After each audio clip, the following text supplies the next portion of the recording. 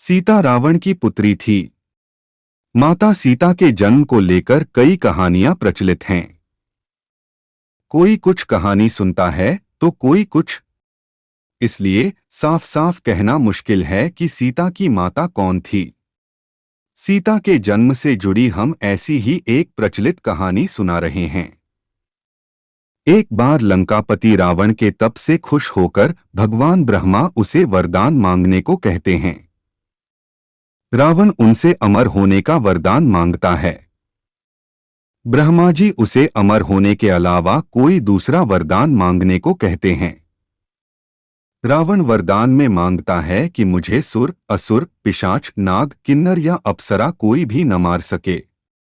रावण मनुष्य द्वारा न मारे जाने के बारे में नहीं बोलता है, क्योंकि वह मनुष्य को तिनके के समान समझता था। वरदान पाने के बाद रावण हर तरफ तबाही मचाना शुरू कर देता है। एक दिन वह दंडकारण्य नामक जगह पहुंचता है, जहां ऋषिमुनियों का निवास था। रावण को ऋषिमुनियों को मारना उचित नहीं लगा, लेकिन वो उन ऋषिमुनियों के रक्त को एक कमंडल में भरकर साथ ले जाता है। वह कमंडल गृत्समद ऋषि का था, जो पुत्री की लालसा में माता लक्ष्मी से प्रार्थना करते थे कि वह उनके घर पुत्री के रूप में जन्म लें। इसके लिए गृत्समद ऋषि रोजाना पूजा पाठ के दौरान पवित्र मंत्र पढ़कर दूध की कुछ बूंदें कमंडल में डाला करते थे, जिसमें रावण रक्त भरकर अपने साथ ले गया था। रावण कमंडल को लंका ले गया और वह पहुंचकर कमंडल अपनी पत्नी मंदोदरी को देकर कहता है, यह विषैले रक्त से भरा है, इसे संभाल कर रखना और किसी को मत देना। कुछ दिन बाद विहार के लिए रावण किसी पर्वत पर चला जाता है। मंदोदरी को इस तरह रावण का जाना अच्छा नहीं लगता है। वो मृत्यु प्राप्त करने के लिए कमंडल में भरे विष का पान कर लेती है।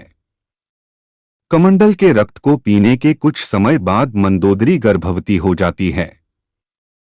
गर्भवती होने के बाद मंदोदरी घबरा जाती है कि महल में मौजूद अन्य लोग उसके बारे में क्या सोचेंगे। फिर मंदोदरी तीर्थ यात्रा का नाम लेकर कुरुक्षेत्र चली जाती है। वहां मंदोदरी एक बच्ची को जन्म देती है, लेकिन लोकलाज के चलते वो उसे एक कलश में रखकर जमीन में दफना देती है। कुछ दिनों बाद राजा जनक भी कुरुक्षेत्र जाते हैं। जब वह जमीन में हल चलाते हैं तो उन्हें वहां कलश मिलता है, जिसमें मंदोदरी ने बच्ची को रखा था। बच्ची को कलश से निकालते ही आसमान से फूलों की वर्षा होने लगती है और साथ में आकाशवाणी भी होती है। आकाशवाणी में राजा जनक द्वारा उस कन्या के लालन पालन की बात कही जाती है।